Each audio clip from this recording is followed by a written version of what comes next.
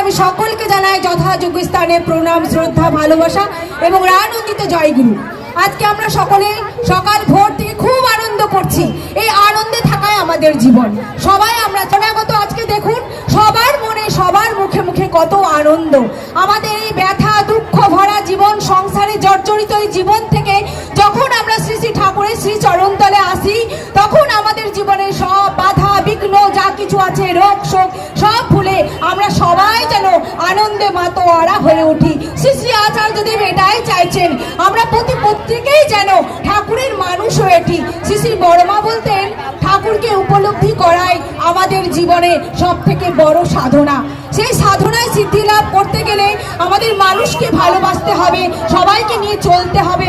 এবং ঠাকুর পুণ্যপুঁথিতে বলে গেছেন যে নাম আর প্রেম এই দুটি জীবনে যে নিয়ে চলতে পারে সে সকলকে জয়লাভ করতে পারে। তো আমাদের জীবনে যার জীবনে নাম আছে, যারা সদ্দীক্ষায় দীক্ষিত হয়েছেন এবং যিনি ভালোবাসতে জানেন, যারা ভালোবাসতে জানে তারা কিন্তু জীবনে ঠাকুরকে উপলব্ধি করতে পারে।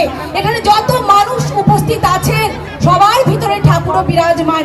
এই যে তার কথা যখন আমরা শুনি, তার কথা যখন বলি, তার যখন কর্ম করি, তখন ঠাকুর আমাদের প্রত্যেকের ভিতরে জাগ্রত হয়ে ওঠেন।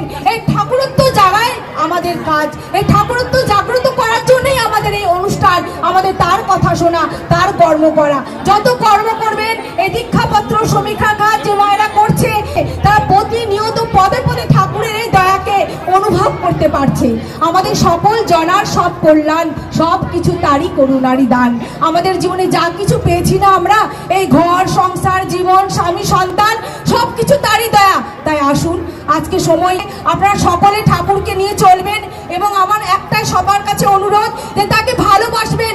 যেমন নিজের স্বামী সন্তান সবার পরিবারের জনকে ভালোবাসেন, সেরকম ঠাকুরকে ভালোবাসবেন। তিনি আপনাদের প্রত্যেকের ভিতরে জাগ্রত হয়ে উঠবে এবং তিনি বলে দেবেন আমাদের জীবনের চলার পথ।